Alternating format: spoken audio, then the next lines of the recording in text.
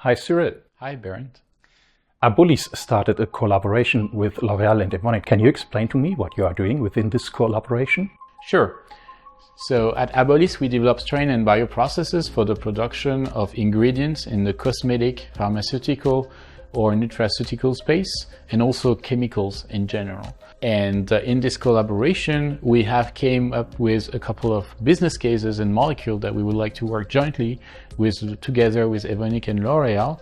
And at Abolis we are developing the strain and bioprocesses that we will hand over to Evonik for production, and those ingredients will be made so that L'Oréal can incorporate them in the final product and sell it to the customer in the end. If you want, I'll show you how it happens. So this is the computer lab. We have IT, we also have software development. We develop our own software to keep track of our experiments and the workflow of experiments we are doing in the lab, designing the organisms and keeping tracks of the different tests.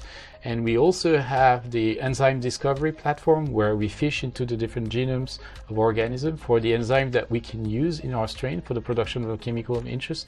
And we also try to identify in silico the best candidates and evolve them, propose mutation, prepare libraries to identify the best potential enzyme for the pathway. And after the selection, we test them in the lab upstairs. This is where we perform the assembly of DNA and entrance of the DNA into the cell. This is called transformation. And we select colonies and clones that will be used for later screening and identifying the strains of interest that we develop. So Cyrille, how can you test all the strains that you develop?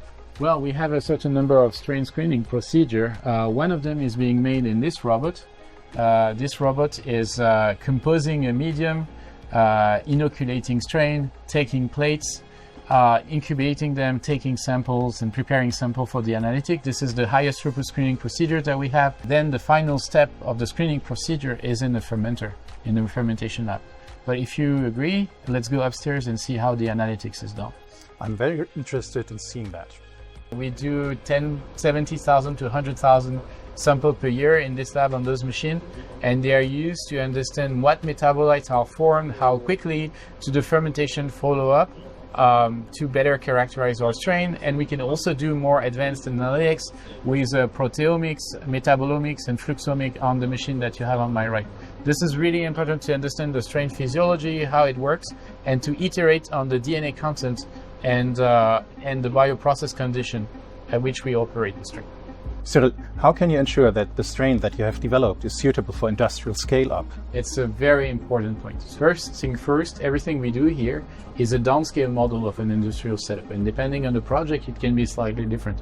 But the raw material we use, the type of process parameter that we use, ensure that we can upscale the process that we are developing here.